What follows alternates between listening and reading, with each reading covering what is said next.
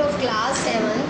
I am continuing my lecture on your chapter 5th, acid, base and salts. In my last lecture I have explained you about the natural indicators. Now I am explaining about the synthetic indicators.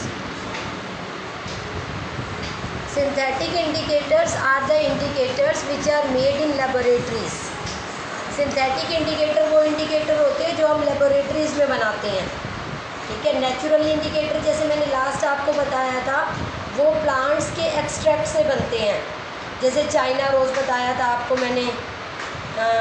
Litmus और base on the basis of the litmus extract we have made two litmus paper. One is red and other is blue which is used also in the laboratories to check whether the compound is acidic or basic. अब ये synthetic indicator जो होते हैं इसमें natural की कोई बात नहीं होती. They are totally made in laboratories. They are totally made on chemicals. ठीक है. Phenolphthalein and methyl orange are the most commonly use synthetic indicator. अब अगर आपसे एग्ज़ाम में पूछा जाएगा name two synthetic indicator and how do they work, तो आप बोलोगे phenolphthalein and methyl orange. Phenolphthalein is colourless. Phenolphthalein का अपना कोई कलर नहीं होता, लेकिन अगर आप उसे एसिड सॉल्यूशन में ऐड करोगे तो it imparts pink colour. No sorry, if you add it to the acidic solution it remains colourless. तो ये कलरलेस का कलरलेस ही रहेगा, लेकिन बेस में ऐड करने पर इट इम्पार्ट्स पिंक कलर. ठीक है. मतलब बेसिक सॉल्यूशन में ऐड करने पर ये अपना पिंक कलर शो करेगा और एसिड सॉल्यूशन में ये कलरलेस का कलरलेस ही रहेगा जो इसका अपना नेचुरल कलर है. And next is methyl orange. Methyl orange as originally orange. Methyl orange का अपना नेचुरल कलर ऑरेंज होता है. It turns to be red in acidic solution and yellow in basic solution. Acid में add करने पर ये orange colour red में convert हो जाएगा और बेस में ऐड करने पर ये ऑरेंज कलर येलो में कन्वर्ट हो जाएगा. Now what are the characteristics of acid and basis. मतलब अगर आपको डिफ्रेंशिएट करने के लिए दिया जाए कि on what characteristics you can differentiate acid and bases. First is taste. Acids are sour in taste, bases are bitter in taste. ठीक है. Second point, acids are rough in nature. ठीक है, खुरदरे होते हैं. और bases are slippery to touch और soapy to touch. Acids में अगर आप ब्लू लिटमस पेपर डालोगे तो it turns to be red, और बेस में अगर आप रेड लिटमस पेपर डालोगे तो it turns to be blue. Acid में चाइना रोज जो कि एक नेचुरल इंडिकेटर है, मतलब किसी भी इंडिकेटर का आप डिफरेंस की फॉर्म में डाल सकते हो. जैसे इसमें चाइना रोज का डाला हुआ है तो आप चाहो तो टर्मरिक का भी डाल सकते हो. ठीक है. मतलब किसी भी एक इंडिकेटर का इफेक्ट भी लिख सकते हो. चाइना रोज का कलर जो होगा it turns to be dark pink in acids. उसका अपना जो नेचुरल कलर होता है चाइना रोज का वो पिंकिश होता है, बट इसमें डार्क पिंकिश हो जाएगा, मतलब मजेंटा कलर ले लेगा इन एसिड्स. और बेस की बात करें तो चाइना रोज में ये ग्रीन कलर देता है. नेक्स्ट है टर्मरिक का इफेक्ट. अब अगर आप टर्मरिक पेस्ट बना लो पानी में थोड़ा सा ऐड करके, ठीक है, तो नो इफेक्ट टर्मरिक पेपर. जो आपने टर्मरिक पेपर बनाया होगा, मतलब टर्मरिक का पेस्ट बना के उसे पेपर के ऊपर ठंडा होने दोगे, मतलब उसे कूल डाउन होने दोगे, उसे चिपक जाने दोगे, तो एक टर्मरिक पेपर आपका रेडी हो जाएगा, जैसे मैंने लास्ट के लेक्चर्स में आपको बताया था. ठीक है. तो टर्मरिक पेपर का एसिड पे कोई भी इफेक्ट नहीं होता, लेकिन बेस में it turns to be reddish brown. Phenolphthalein के केस में ये कलरलेस का कलरलेस ही रहता है एसिड में, और बेस में ये पिंक कलर ले लेता है. मिथाइल ऑरेंज एसिड में रेड कलर ले लेता है, जबकि बेस में ये येलो कलर ले लेता है. सोल्यूबिलिटी की बात करें तो मोस्ट ऑफ द एसिड जो है वो पानी में सोल्यूबल हैं, लेकिन बेस जो होते हैं वो कई पानी में सोल्यूबल होते हैं तो कई नहीं होते. ठीक है. तो these are the difference of acid and base on the basis of their character. What is acid rain. Acid rain क्या होता है and how it is harmful. देखो, carbon dioxide, sulphur dioxide, nitrogen dioxide which are released from the vehicles and chimneys of the factories mix with the droplets of rain and turn the rainwater to be acidic. When this acidic rainwater falls over the earth, known as acidic rain. Acidic rain can cause damage on building, historical monuments, plants and animals. Regular जो है वो हमारे vehicles में से और industries की चिमनीज़ में से बहुत सारी हार्मफुल गैसेस एयर का पार्ट बनती जा रही हैं, ठीक है। ये carbon dioxide, sulphur dioxide, nitrogen dioxide, और जब ये एयर का पार्ट बन रही हैं, जब भी रेन वाटर आएगा, मतलब रेन बारिश होती है, तो वो रेन वाटर किस में से क्रॉस करेगा? एटमॉस्फेयर में से क्रॉस करेगा। अब एटमॉस्फेयर में ये सारी गैसेस मिक्स हैं, तो ये सारी गैसेस पानी में डिज़ोल्व हो जाती हैं, और पानी में डिज़ोल्व होकर क्या बना देती हैं? एसिड रेन बना देती हैं। और ये एसिड रेन जब बिल्डिंग पे, आपके हिस्टोरिकल मोन्यूमेंट्स पे, जैसे ताजमहल वगैरह हो गया, प्लांट्स पे, हम एनिमल्स पे पड़ती हैं, तो ये एसिड रेन जो है वो लॉट ऑफ डैमेज कोज करती हैं, ठीक है। क्योंकि एसिड, सोचो कि अगर आप लोग घरों में एसिड यूज़ करते हो अपने टॉयलेट को क्लीन करने के लिए, आप टॉयलेट में एसिड को डालते हो, आपका टॉयलेट क्लीन हो जाता है, ठीक है, इतनी गंदगी क्लीन हो जाती है आपकी। तो सोचो जब, और अगर वो हमारे जैसे हमारा मार्बल का फर्श है उस पर गिरेगा तो वो मार्बल ख़राब हो जाएगा। तो इस तरह से सोचो कि अगर ये हमारे ऊपर गिरती है एसिड रेन, या प्लांट्स के ऊपर गिरती है, तो प्लांट डैमेज हो जाते हैं, हमारी स्किन पे इसका इफेक्ट होता है। What do you mean by neutralization? When solution of acid mix with a base, both of them neutralizes each other and a third substance, salt, is formed. This process is known as neutralization reaction. The solution formed because of mixing of solution of acid and bases, neither acidic nor basic in nature. Such solution is said to be neutral. In other words, देखो जब भी आप acid में base add करोगे या base में acid add करोगे, तो एसिड की एसिडिटी ख़त्म हो जाएगी और बेस की बेसिसिटी ख़त्म हो जाएगी, और बनेगा क्या? Salt and water. सॉल्ट क्या होता है? न्यूट्रल इन नेचर होता है, ना तो एसिडिक होता है ना बेसिक होता है। Plus water is formed, water भी ना एसिडिक होता है ना बेसिक होता है। तो this reaction is known as neutralisation reaction, क्योंकि एसिड की एसिडिटी ख़त्म हो गई और बेस की बेसिसिटी ख़त्म हो गई, ठीक है। तो दैट कंटिन्यूज, जैसे मैंने आपको बता ही दिया कि बार बार अब सोडियम हाइड्रोक्साइड ऐड करने पर पिंक कलर आया था, सॉल्यूशन बेसिक हो गया था, क्योंकि फिनोल्फ्थलीन बेसिक में अपना पिंक कलर देता है। आपने दोबारा एसिड ऐड किया, फिर कलरलेस हो जाएगा, ठीक है। तो इस तरह से when an acidic solution is mixed with basic solution, पहले वो एक दूसरे के इफेक्ट को न्यूट्रलाइज करते हैं, मतलब एसिड की एसिडिटी और बेस की बेसिसिटी तब ख़त्म हो जाती है जब दोनों सूटेबल अमाउंट में मिक्स हो जाते हैं, उनकी एसिडिटी और बेसिसिटी ख़त्म हो जाती है। सॉल्यूशन ना तो एसिडिक रहता है ना बेसिक रहता है, मतलब वो न्यूट्रलाइज हो गया। उस टाइम तो फिनोल्फ्थलीन अपना नेचुरल कलर दे देगा, लेकिन मोर एसिडिक करने पर इंडिकेटर का वो कलर आएगा जो वो एसिड में देता है, और मोर बेसिक करने पर वो अपना वो कलर देगा जो वो बेसिक में देता है, और न्यूट्रलाइज होने पर वो अपना नेचुरल कलर देगा क्योंकि सॉल्ट फॉर्म हो चुका है। अब ये चीज़ मैं आपको एक एक्टिविटी के थ्रू बता रही हूँ। आपने क्या करना है, एक टेस्ट ट्यूब को लेना है, उसे 1/4 हाइड्रोक्लोरिक एसिड से फिल कर देना है, ठीक है। अब नोट डाउन इट्स कलर, अब इसका कलर नोट डाउन कर लो, ठीक है। Note down the colour of phenolphthalein solution also, phenolphthalein का नेचुरल कलर भी नोट कर लो। अब क्या करोगे, 2-3 ड्रॉप्स इंडिकेटर की एसिड में डाल दो और उसे शेक कर दो। तो एसिडिक सॉल्यूशन जो होगा आपका, add to acidic solution a drop of sodium hydroxide solution by a dropper, stir the tube gently. पहले आपने क्या किया, एसिड में इंडिकेटर डाला, ठीक है, एसिड में इंडिकेटर डाला। आपको पता है फिनोल्फ्थलीन जो होता है वो एसिडिक में अपना नेचुरल कलर ही रखता है, कलरलेस का कलरलेस ही, मतलब आपका क्या हो गया, कलर कलरलेस हो गया।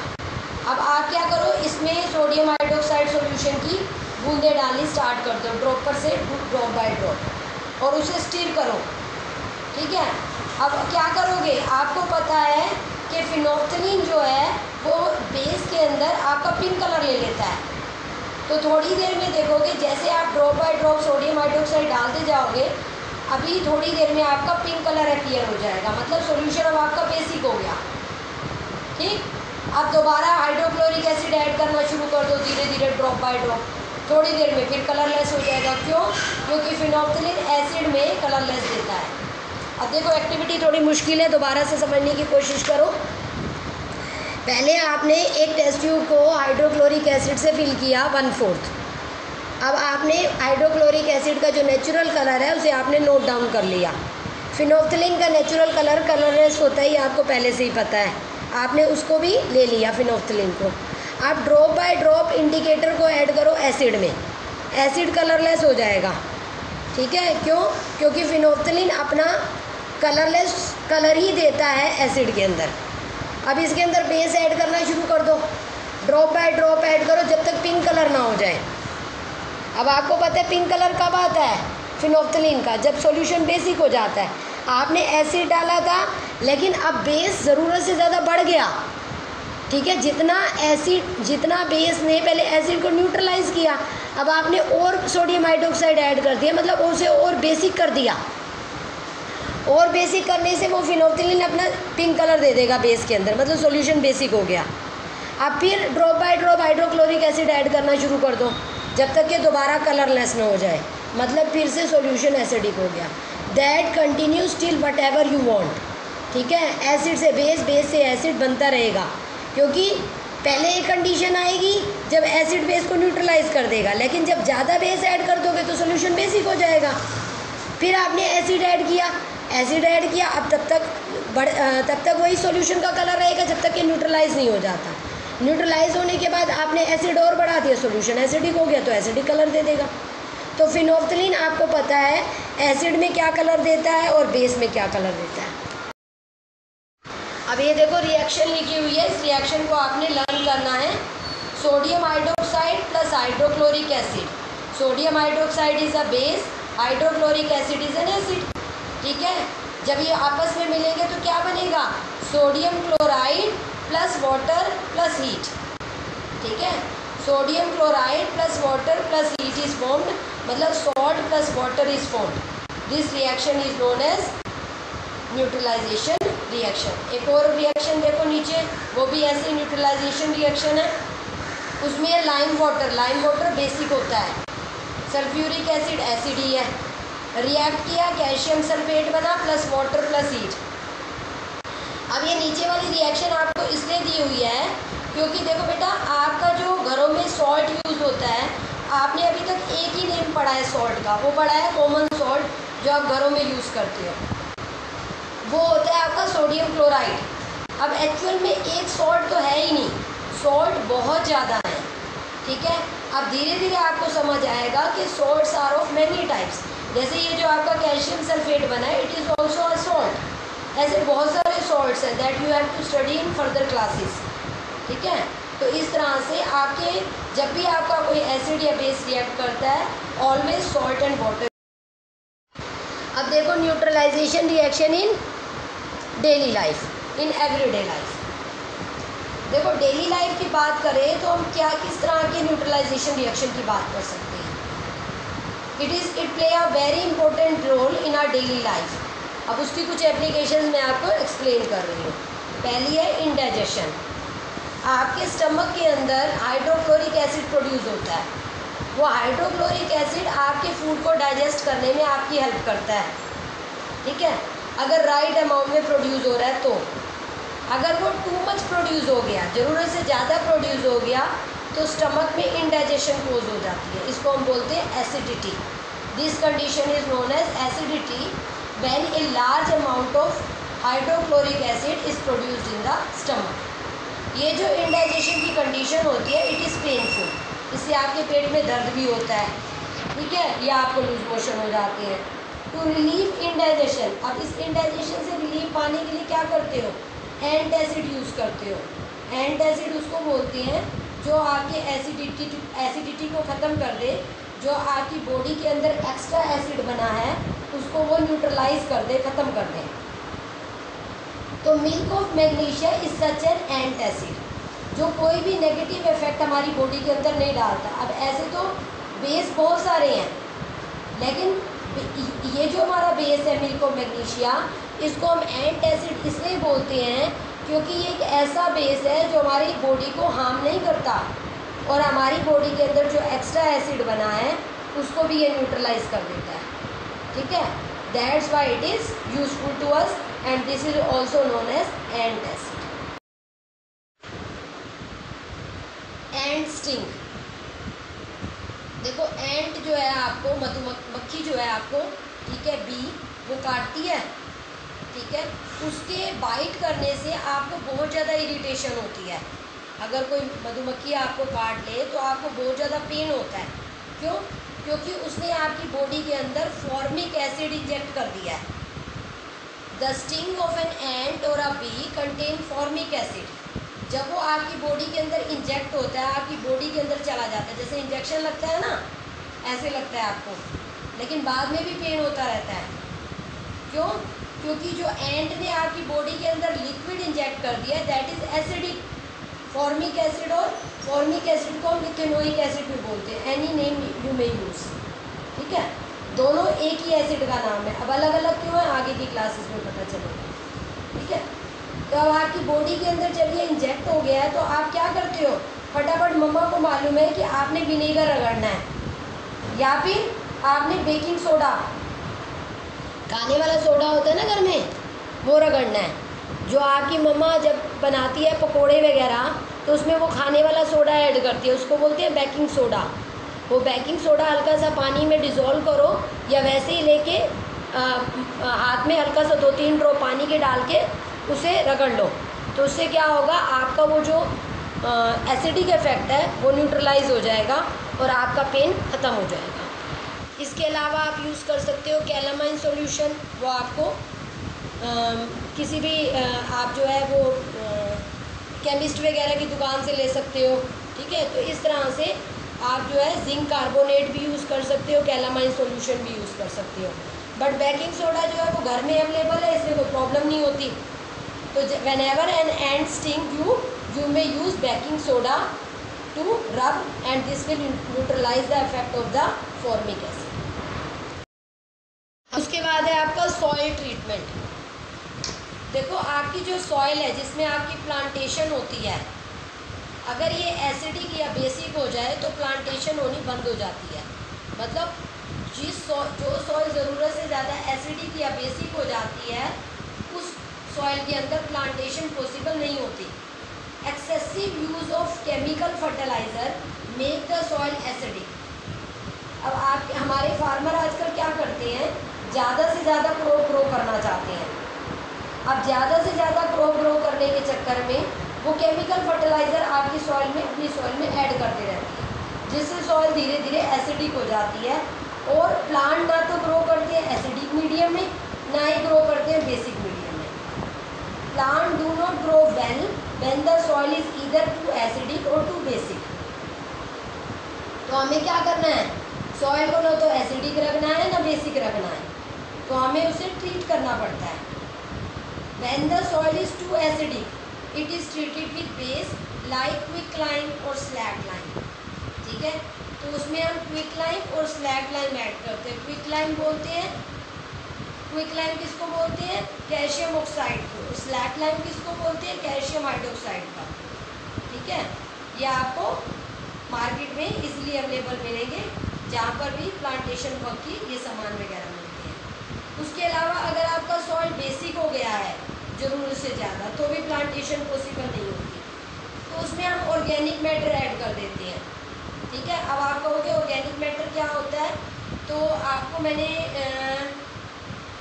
भी बताया और लास्ट चैप्टर्स में मुझे याद नहीं है। ये होता है आपका मैन्योर। जैसे फार्मर जो है वो आप अपने फील्ड में जो भी वेस्ट होता है ना, कोई लीव्स हैं, कोई ब्रांचेस हैं, ठीक है, कोई प्लांट वैसे डैमेज हो गया उसका, कोई किसी की रूट है, किसी की शूट है या कोई फ्लावर्स हैं, वो क्या करेगा, एक गड्ढा खोदता है, पिट बनाता है और उसके अंदर ये अपना सारा फार्म वेस्ट डाल देता है, और फार्म वेस्ट डाल के वो उसको फिर दोबारा मिट्टी से कवर कर देता है, ठीक है। और उसके ऊपर रेगुलर स्प्रे करता है पानी का। थोड़ी दिनों में कुछ दिनों में वो जो आपने उसके अंदर डाला है पिट में, वो सारा ऑर्गेनिक मैटर डिकम्पोज हो जाएगा and it converted into manure, ठीक है। तो वो इसको क्या करेगा, अपने फील्ड में डाल देगा, ठीक है। तो सॉइल बेसिक होगी तो वो बेसिक जो ख़त्म हो जाएगा, बेसिक टच जो होगा, बेसिक नेचर जो होगा सॉइल का ख़त्म हो जाएगा, और सॉइल जो होगी वो न्यूट्रलाइज हो जाएगी, और साथ में सॉइल को फर्टिलिटी भी मिल जाएगी। उसके बाद आपका है factory waste. Waste of many factories contain acid. If they are allowed to flow into the water bodies, the acid will kill the fish and other organisms. The factory waste are therefore neutralized by adding basic substances. तो जैसे अभी मैंने soil का बताया, ऐसे ही जैसे अब आपके फैक्ट्री से जो वेस्ट निकलता है, अलग अलग फैक्ट्रीज में जो है अलग अलग काम होता है, उससे जो वेस्ट निकलता है वो अगर उसे ऐसे पानी में बहा दें, water bodies like lakes, ponds, उसमें बहा देंगे तो क्या हो जाएगा, उसके अंदर जो भी फिश वगैरह है, जो भी प्लांट्स है, जो भी एनिमल्स है, वो मर जाएंगे। तो इस चीज़ से बचाने के लिए उस फैक्ट्री वेस्ट को पहले न्यूट्रलाइज किया जाता है बेसिक सब्सटेंसेस से, ठीक है। मतलब उस फैक्ट्री वेस्ट के अंदर बेसिक सब्सटेंसेस को मिक्स कर दिया जाता है, so that the acidic effect is neutralised by the basic substances. और फिर उस न्यूट्रलाइज हुई चीज़ों को, उस वेस्ट को पानी में बहा दिया जाता है, ताकि हमारा वेस्ट भी ख़त्म हो जाए, और साथ में हमारी जो फ़िश वगैरह हैं, प्लांट वगैरह हैं, वो भी, उनकी भी डेथ ना हो। अब बेटा आपका ये चैप्टर जो है मैंने ओवर कर दिया है, ठीक है। You have to make practice with written notes, and also if any problem occur you may send on WhatsApp. और जो भी एक्सरसाइज वगैरह सेंड करेंगे you have to do it and submit it. और रेगुलर अपना जो है वो बताते रहा करो फीडबैक कि आपको समझ आया है या नहीं आया है, और प्रॉब्लम भी साथ साथ सेंड कर दिया।